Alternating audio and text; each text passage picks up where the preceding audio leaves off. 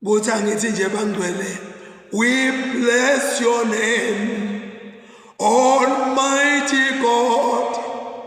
We bow before your throne. We bless your name, Almighty God. We bow before your throne. We glorify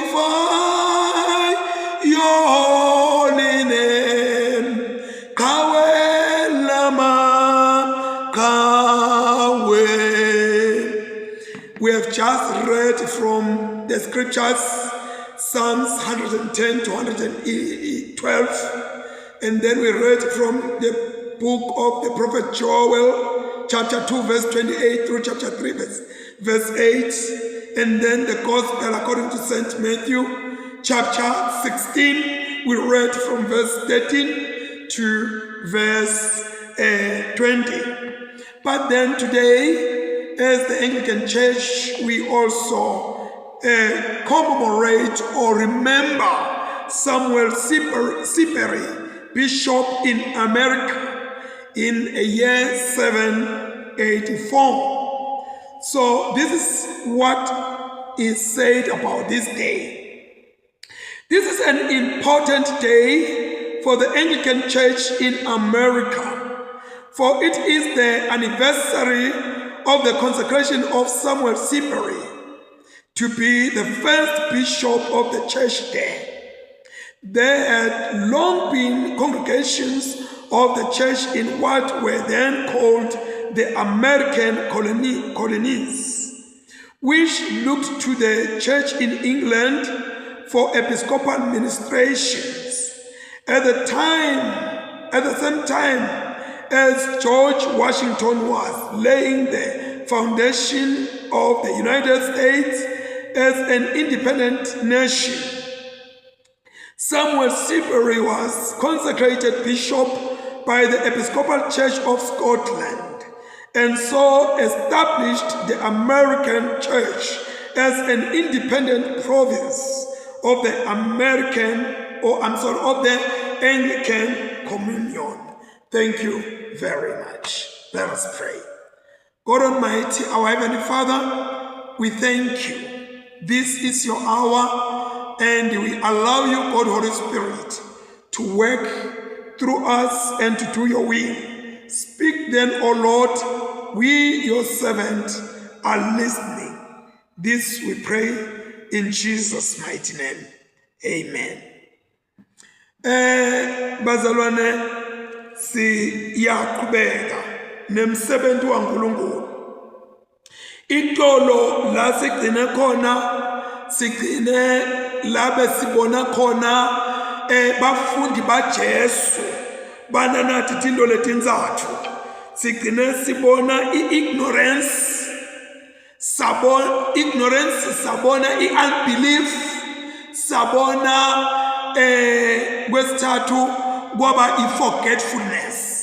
Kwekuthi bafundi baJesu bebabhekene nalobo bumatima lobo, bebabantu bebadinga ukuthi basitwe from ignorance, unbelief and forgetfulness. So today singena athatha la khona Jesu bafundi bakhe aphuma nabo athi qekelele ababuta ukuthi kodwa bantu bathi ngingubani, bantu bathi ngingubani. Jesu wabaholela esigodini noma endzaweni esifundzeni. Yes, sesifundzeni sasesizila Philip, noma Caesarea Philip. Jesu wasuka la khona bekubusa khona emaJuda, wahamba waya endaweni yebetive, indawo leyayigcwele bantu betive, the Gentiles. La khona Jesu ayakhona, lento lakayenda Jesu, it was sort of like a retreat to his disciples. La khona a retreat is a place whereby one has to come face to face with him or herself, utifune utipute, you go into deep meditation kwekuthi mbamba tinto time kanjani.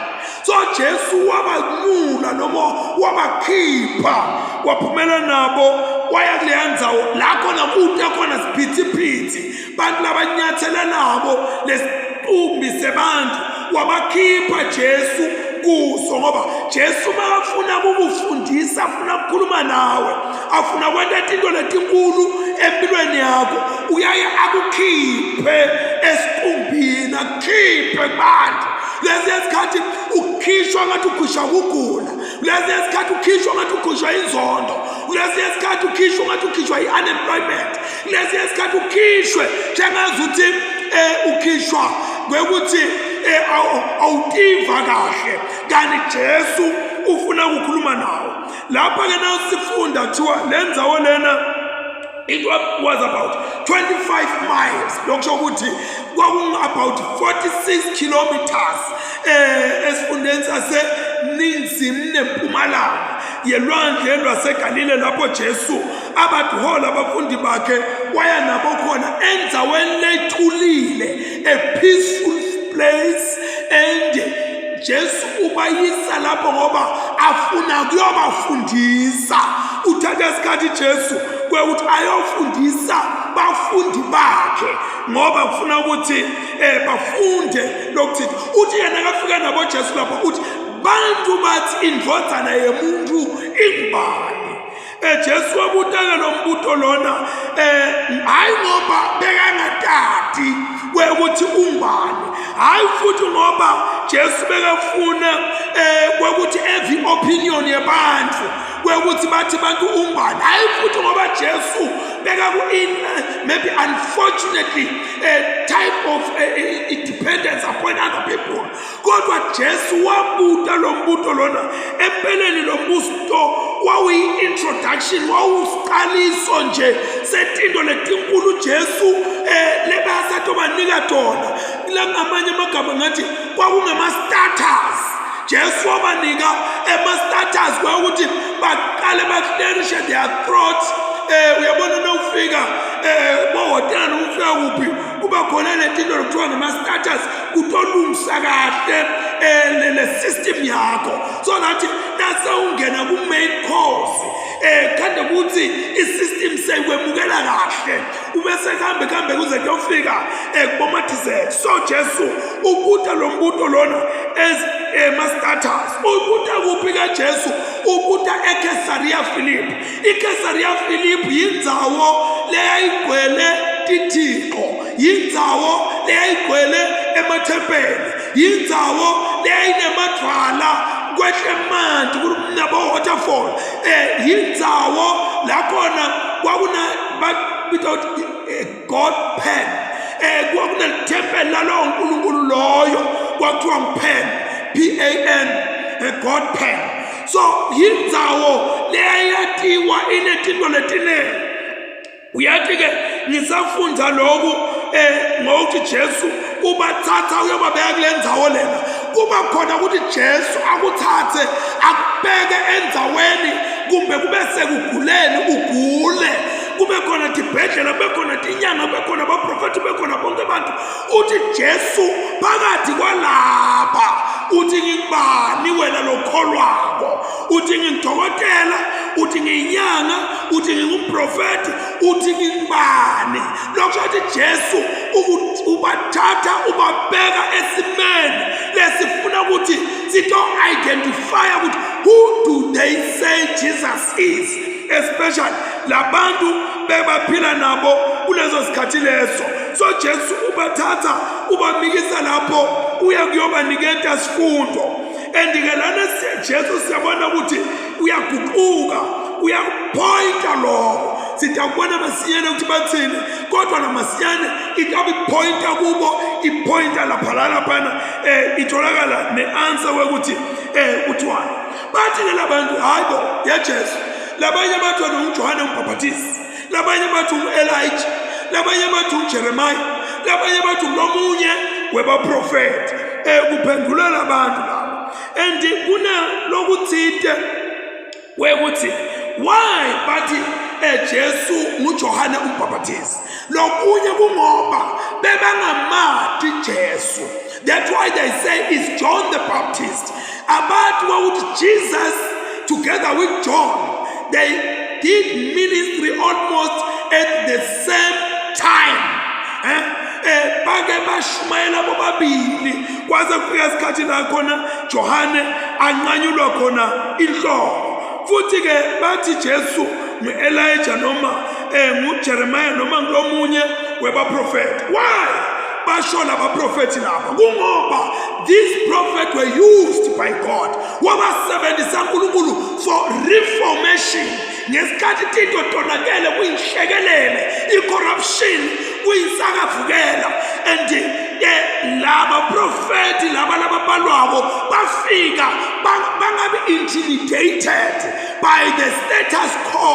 Ngisho namakhosi bebawapita insayela bebangesabi muntu. So na Jesu nabathi bambuka babona ngazuthi umlolo hlobo. Utawukhumbula ukuthi itolo Jesu ubite baFarisi nebaSadusi wathi nine patentisi, nine situkulwane lesibi, nine situkulwane lesiphingako. Wabatshela lamehlweni Jesu, wabakonfronta ngeqiniso. So ke uma ngabe bambuka Jesu, bambuka banaloko etingqondweni tabo. Uma ngabe babuka Jesu, balalela imessage ya Jesu. Iyafuna ukukhonekitha lathi ingqondweni tabona Johane, ngoba Johane ude aphethe amemetela tindzaba letimnandi tensindiso kwekuthi ukhona lo Tabo emva kwami. And Johane amemetela tindzaba ukuthi bantu abaphenduke, baphendukele embusweni kwemukela Jesu noma kwemukela lo Tabo. Na Jesu nakata ufika wakhuluma leyo ndzaba wathi repent for the kingdom of God is at hand. Wathi phenduka noba umbuso waNkulunkulu solatha ndleni sowusondela usethude. Uma ngabe bathi bambuka Jesu bamlandzela bambona uphakamisa athi shosha. Itolo ngifundile lapha kuMatthew chapter 15 verse 31 la ngifunde khona lamagama lathi ngabo tiqumbi tamangala natibona timungulu tikhuluma, tingini tiphelele, tingute tihamba, timputhe tibona, tasathi dumisa uNkulunkulu waka-Israyeli. Ngikufundile lokho itolo, ngisekela nelinye point. So ke Jesu bambona njenga-Elijah. Siyathi ukuthi Elijah was a worker of miracles, and uke wapita umlilo kanengi. Elijah uke wavusa naya indodakazi noma indodana yemfelokati. Tinengi tinto latentile Elijah. Ngakho-ke bathi lo muntu lo sambona ngisho ngesikhathi atobulala baprofeti babhali, ngoba wabika umlilo ezulwini wehla washisa yonke into lomlilo waNkulunkulu. So ke bathi nabakhuluma babhekisa kuye bathi hayibo lo muntu lona ufanele ukuthi umuntu losebenza ama-miracles ungaba ngu-Elijah. Basambuka futhi bathi hayi man, lo muntu lona uphethe livi la Nkulunkulu, ukhuluma livi la Nkulunkulu. Ngubani okhuluma livi la Nkulunkulu? nguJeremiah nebaprofeti abanye.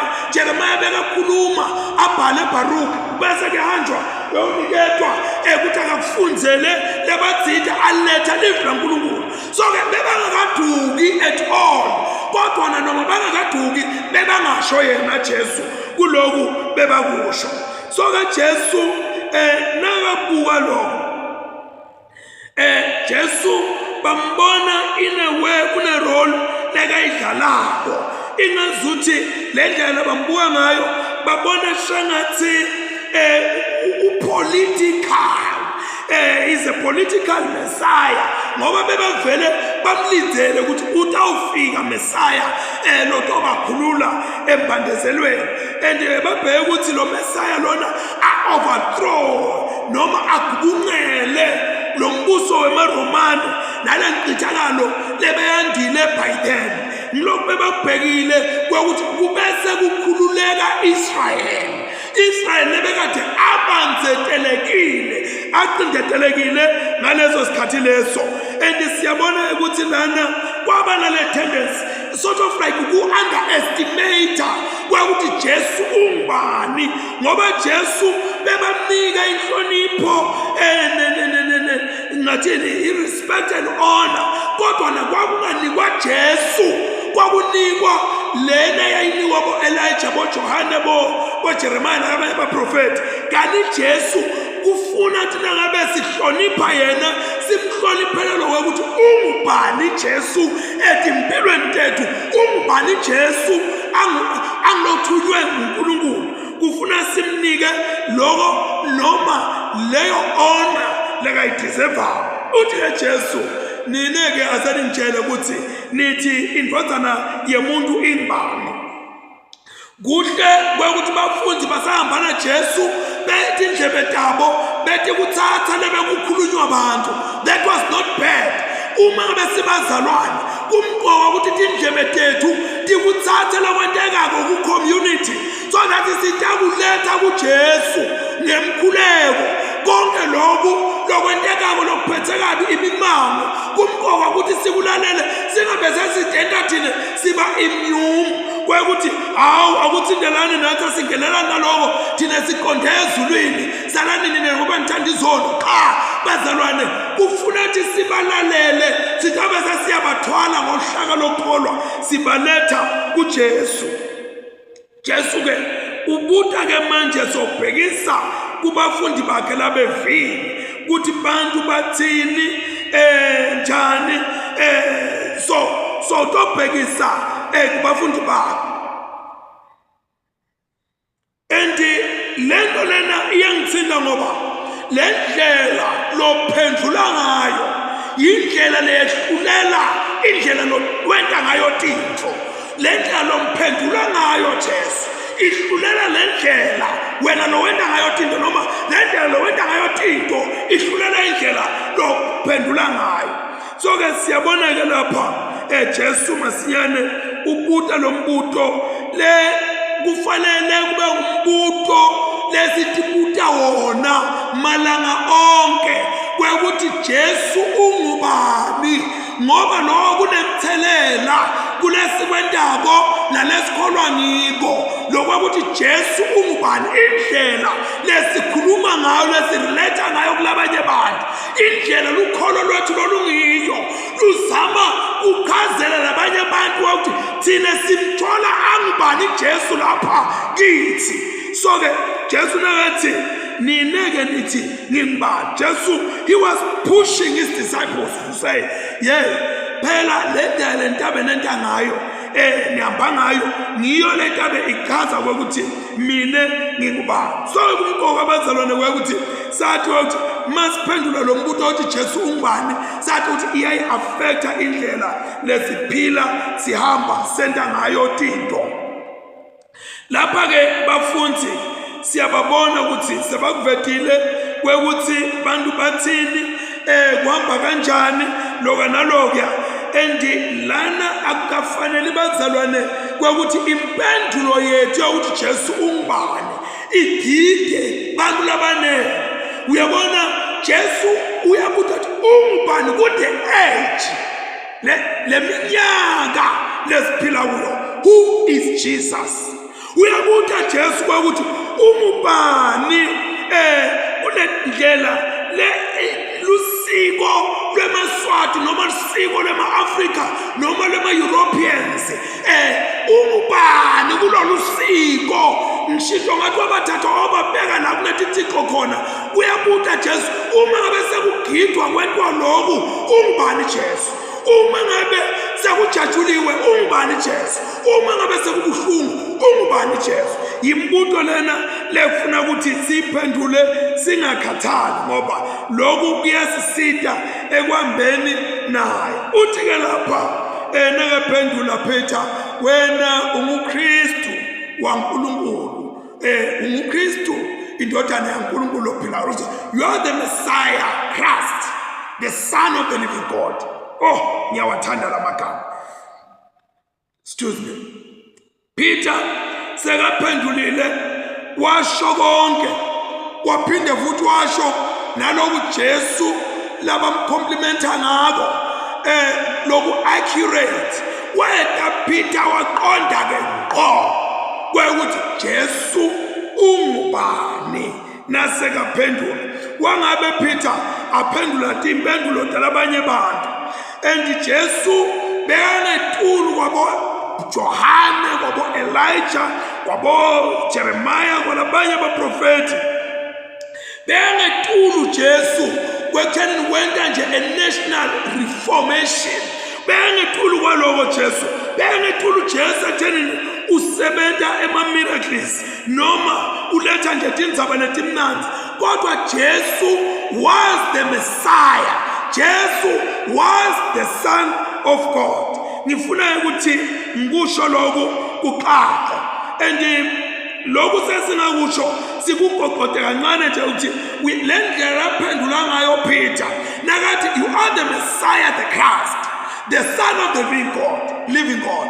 Nakathi you are the Messiah. Messiah meant the Redeemer of the whole world and the hope of Israel. Umhlengi wemhlaba. Lothu abahlengi timbandezele wena. Kanti futhi lithemba laka Israel. Number 2, nakathi the Son of the living God. uNkulunkulu indodana yaNkulunkulu usho ukuthi wena qobo lwakho uNkulunkulu uyindodana yaNkulunkulu uNkulunkulu lophilako. So Peter nakaphendula lamagama langa bekabhekise ekuthenini uNkulunkulu ungubani kuKristu naKristu ungubani kuNkulunkulu. Lapha ke Jesu bekhona bekwehlukahlukile kulabo rabbi bangaleso sikhathi lebe ku remarkable ngendlela lebekenda ngayo. Yebo abafunzi bebalandela borabbi babo benta bapractice lokho labakwentako kodwa lapha kuJesu kwabonakala ukuthi it's more than just a rabbi, it's more than just anybody else kodwa na ungumesaya uloyindodana yaNkulunkulu lophilako. Peter ke lapha kuyabonakala ukuthi wakuqonda lokho hayi ngengondo yakhe hayi ngengadi nangenyama kodwa nekwembulelwa nguNkulunkulu.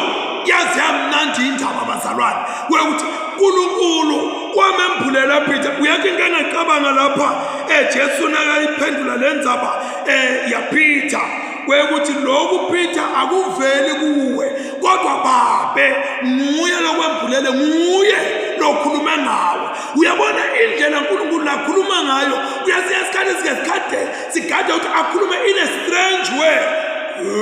Ungumesaya kodwa bese kuyavakala nje umuntu wathi ungena edloti so wakhuluma nje just natural wangethusa umuntu kodwa nakwathi kuyavakala ukuthi akusesiye Peter lokhulumayo. But this is a divine influence, is a divine inspiration, is a divine pronouncement. So lokhu kuyasijabulisa kwekuva ukuthi uNkulunkulu wethu lesithi unathi ngetikhathi tonke unathi noma thina singabona ukuthi sesinaye sokukhuluma yena sengithulile ngoba ngithi sakhuluma mina uthi Jesu Peter nguNkulunkulu lona lokhuluma lapha kuwo unalenye ingqingwane that adjective lethi living, the Son of the living God.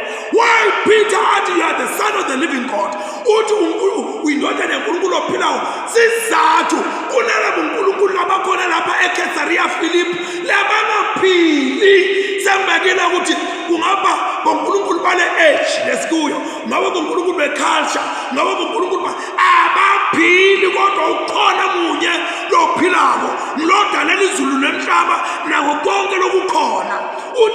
Uthi ke Peter wena uyindodana yaNkulunkulu lophilako. Jesu ke uyamkomplimenta Peter uthi njengoba ukhuluma ngesibindi wakhuluma lokho wakwenta ngendlela lekahle wenta le declaration ngendlela lesetulu. Uthi ke Jesu sengikushito lokho ukuthi awakwembulelwa ingadi nenyama but kunamagama lengwathandako lapha lathi ubusisiwe wena Peter, blessed are you. Ngiyawathanda lamagama lakhuluma uthi Peter ubusisiwe.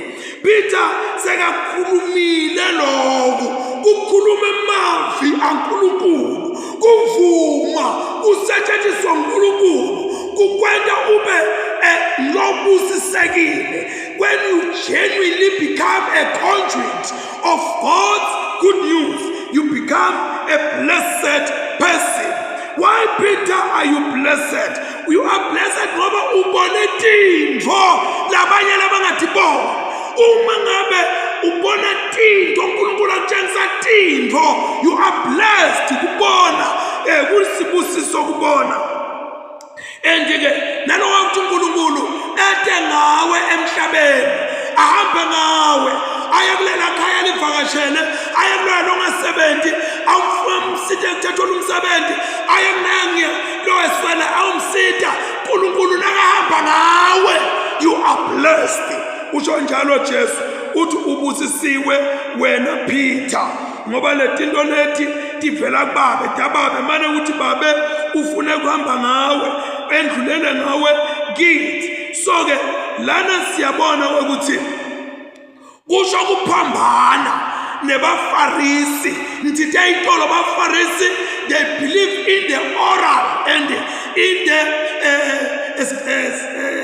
what scrapper, where lakhona lo mthetho yayikhulunywa bayikholelwe ngathi bebangasilona iqembu lepolitiki, ngaphinde ngathi bebanganenzaba nahulumende ukuthi kanjani phela nje nabantu banika bona sikhathi sekhulela. Ngase ngithi laba bebasadusi bona bebabantu bebathanza emandla noma kushaya umthetho, babese bathanza ingcebo nemandla, and besama ngayonke. Those were the religious leaders, but Jesu akasho ukuthi babusisiwe bona, uthi you hypocrites, you wicked, you adulterous generation. Ubaphethe ngamagama labuhlungu uthi nine nibathandisi, nine nibabi, nine niyaphila. Kodwa kuPeter uma ngabe embulelwa into nasezulwini, uthi uNkulunkulu, uthi Jesu, blessed are you Peter, ngoba ubona tintfo tasezulwini, wavuma uNkulunkulu wasebenzisa. Kuthi ngisho bonke labasetshenziswa uNkulunkulu in one way or the other, you are blessed. Mawuvuma uNkulunkulu asebenze ngawe, awufanani nalesizukulwane lesingakholwa lesiphingako lesibi sebafarisi nebasadusi. Uthi Jesu, nawe nginika igama ngithi uMpeter.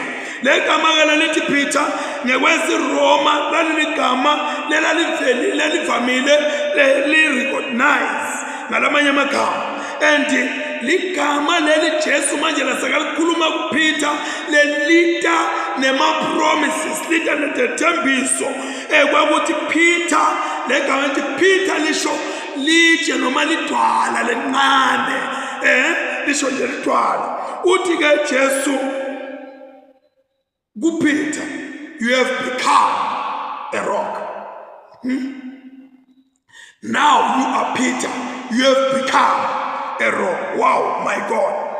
Nkulunkulu siyambona kwekuthi i-character ya Peter yayiyanga kushintshwa, yakhiwa lilanga nelanga. Lo Peter lona loke wathi hey Jesu uNkulunkulu akakusithe kungenteki kuwe lokho, yakhiwa i-character yashintsha.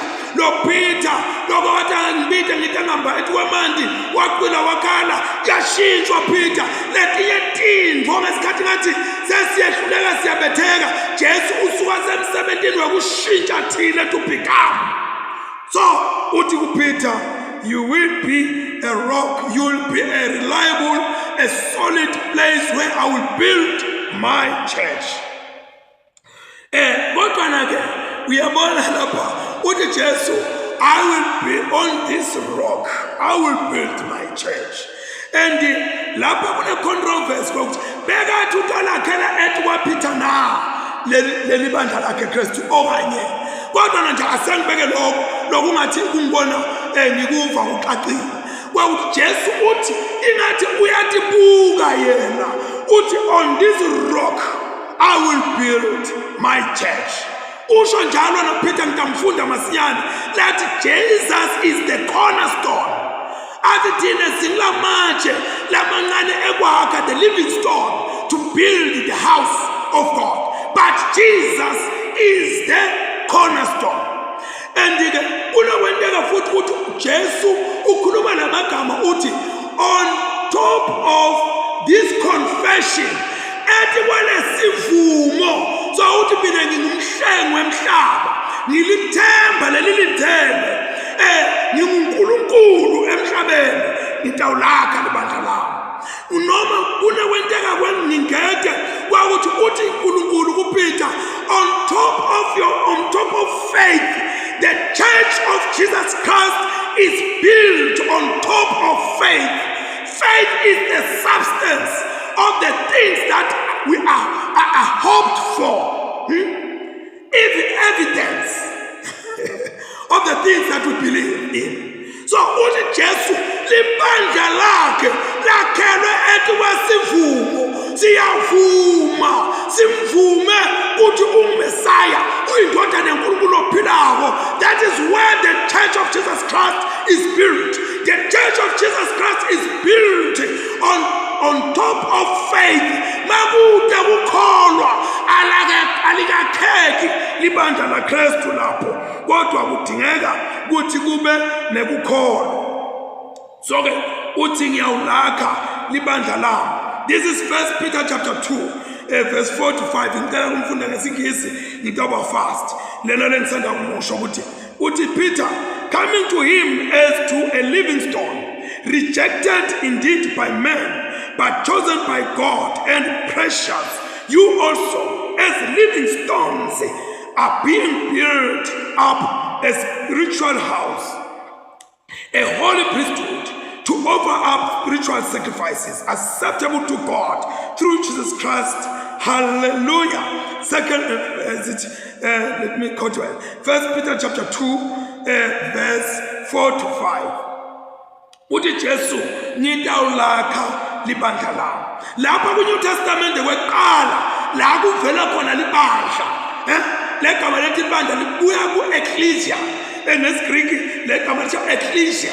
Ecclesia, it means a group of people. It's not a theological word. Akusilo ligama lekholwa. Kodwa nje libandla kuhlangana nje kwabantu labathinte noma abantu abaphuma lapha bakhethwa baze bayohlangana baba siqukwana lesithinte babuka umsebenzi lo othinte labanike wona. Jesu akuzange kumhlupha ukusebenzisa lelo gama ukuthi laba ke sebantu labakhethiwe, sebantu laba lesithinte lesine mandate lethinte. Akuzange Jesu kumehlula lokho. Siyabona kuyogcwaliseka ngelanga lePentecost la khona amalo engcwele kwehlela ethi kwabo laphana ku-Acts chapter 2. And ke siyabona ukuthi lokho kwakulike isiprofeto kwakuthi iyeka lendzaba yaleli bandla Jesu lakhuluma ngalo mase sikubona lapha encwadini yemisebenzi yabapostoli kwekuthi nako sekuyendela. So ke leli bandla leli uthi Jesu ngitawutakhela lona litakwehluka libe libandla lelibambelele okholweni. Hallelujah. Ngetulu kwaloko Jesu uveta i-ownership ulami ngitawakha libandla lami. The church is Christ. The church is of Christ. Akusilo lendvodza, akusilo lemfati, akusilo lemuntu. Umuntu umkanje ahamba kukumkile nilebandla lami. This church is the church of Christ. Laqala labalakho litaba netinkinga kubanjwana ngemilente kudonsana ngetinwele ngoba lemuntu, kodwa leli la Kristu lakhelwe ethi kwesivumo. Leli lemuntu vele lifuna kweluswa ngemithetho sebayakubamisa bafuna kulithatha balidonsa ngapha. Umncedisi ufuna kulithatha, konke ufuna kulithatha, banifuna kulithatha bayalibanga ngoba lapho amabandla ebantu ayabanga banga netikhundla. Lo munye usekele isikhundla sakhe azahamba ogaba tinto ageze nemanti lathithe ngoba ufuna ukuthi leli bandla lakhe. But this what we are talking about here is the church of Christ. On top of this rock I will build my church. I let him ibandla likaKristu elaqalwa nguye. Laqalwa nguye. Uthi lababi balibona bahleka usulu bathi selehlukene sebamnjanja baliqambele manga. Leli bandla liyalwa liqonda ezulwini. Hallelujah. So ke lapha siyabona ukuthi Jesu uletha i-ownership, bathi i-disclaimer kwekuthi leli bandla leli labani kahle kahle. So ke libandla is the community of believers, and Christ says this ahasho leli bandla la uNkulunkulu uthi I will build my church. Uthi leli bandla ngoba Jesu uNkulunkulu uqobo lwakhe. uNkulunkulu avela kuNkulunkulu. And then siyabona lapha kwekuthi lethembiso manje thathwa tibekwa ndawonye. Sibona imangaliso, sibona into letinhle kakhulu kwekuthi uNkulunkulu noma Jesu yena qobo lwakhe udonsa abantu abalethe ndawonye abahlanganise. Uthi I will build. Nguye Jesu lolandza labantu abalandwa nguwe, balandwa nguJesu ngendlela yakhe. I will build. He built on a firm foundation. Alakhiwa nje noma ngabe nguphi ulakha ethi kwelithwala, ethi kwesivumo lesiphelelisiwe. He built something that belongs to him. My church, it belongs to him. He built it on a stronghold. The gates of hell shall not prevail against it. Oh, hallelujah. Ngathi sentayibeka ngasaqhubeka nayo kade. Uthi angeke amagate ekufa alehlule. Uyabona noma ngabe sethiwa ngifile, I still belong to him. Kufa akunamandla ethi wami ngoba emasango ekufa akangulahlula.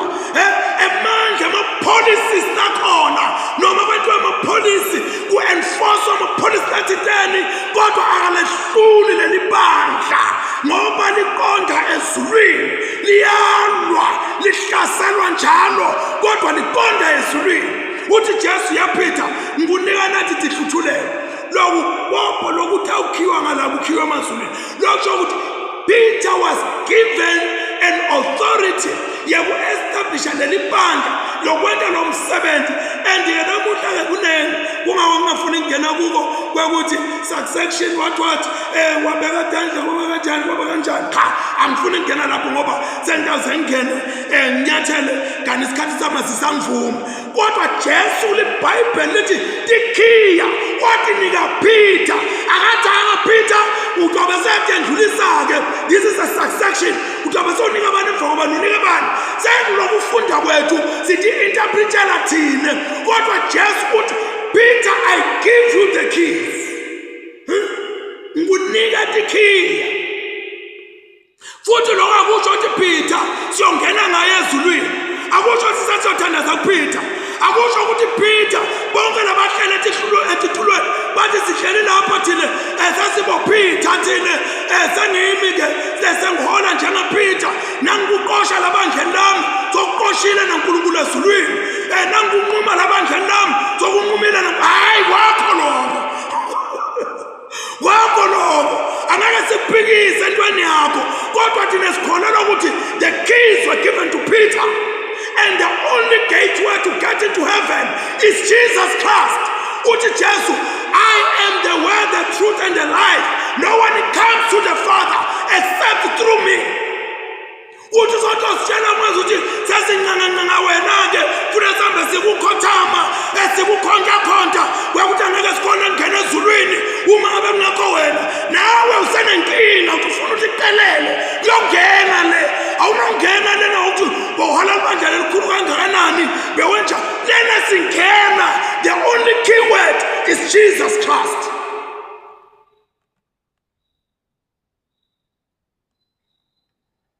Uyabona lento ididela abaningi le. Labanye babhizi bapriest umfanekiso laphana kuthiwa nangabe inja ifele endlini yakho ufuna uye kumpriest athi umpriest hayi your house is unclean ifuna kugezwa ifuna kwenza njani nangabe ife inja ibukele eceleni kuthiwa hayi your house is clean yakho yafela emnyango kumbe beyibuka umnikati kuthiwa no likhala layo nokubhekela kusho ukuthi le ndlu yakho ingcolile yebo bazalwane yonke lento leyo imfeketho nje yinye into funeka sikhonde Jesu verse 20 Jesu wathi ningatsheli umuntu bathi kube baqondela wathi Jesu ningatsheli umuntu ngoba lokho kwakuyokwenta ukuthi bafune kumbulala sikhathi sakhe singakefiki amen wathi Jesu tell this to no one and may God bless us all amen and amen Babelolo ngilese sibongile egameni lika Jesu sibonga lokuthi Nkosi siyawungena ngawe lekhaya asinawungena ngemuntu futhi asinawungena ngemusa wemuntu kodwa libekiwe lisango wahlabela nemhlabelelo wathi ngoba isango lakhona nguJesu siyawungena ngaye le kulela khaya sisiteke uNkulunkulu wethu lona amandla onke sinake wena sathi ukuthi Nkosi libandla lakho ulakhele ethi kwesivumo kufa akunamandla sihogo asinamandla emapholisi silakhiwayo akanamandla kodwa amandla onke asegameni lika Jesu sibusise uNkulunkulu wethu lona amandla onke sihlale njalo siqabanga ngalomuzi lozayo sihlale njalo Nkosi sipashathi kwamatethu ukuthi at any time Jesus may call my name and this is what I will say here am I Lord take me home as I am this I pray in Jesus name amen may the Lord continue to watch over you and bless you may he make his face shine on you and be gracious to you may he look kindly on you and grant you inner peace such that the peace of God that passes beyond all understanding will keep your heart and your minds in the love and knowledge of God and of his dear Son, our Lord and Savior Jesus Christ. The blessing of God Almighty, Father, Son, and the Holy Spirit will remain with us all, now and forevermore. Amen. Siyabonga kakhulu bangcwele. God bless you. It's a weekend. We will be praying for you. Whatever that you're going to engage in, you must know that we are part and parcel of your prayers. God bless and keep you as you execute whatever that belongs to this day. Babylon egameni lika Jesu sesibongile Nkosi.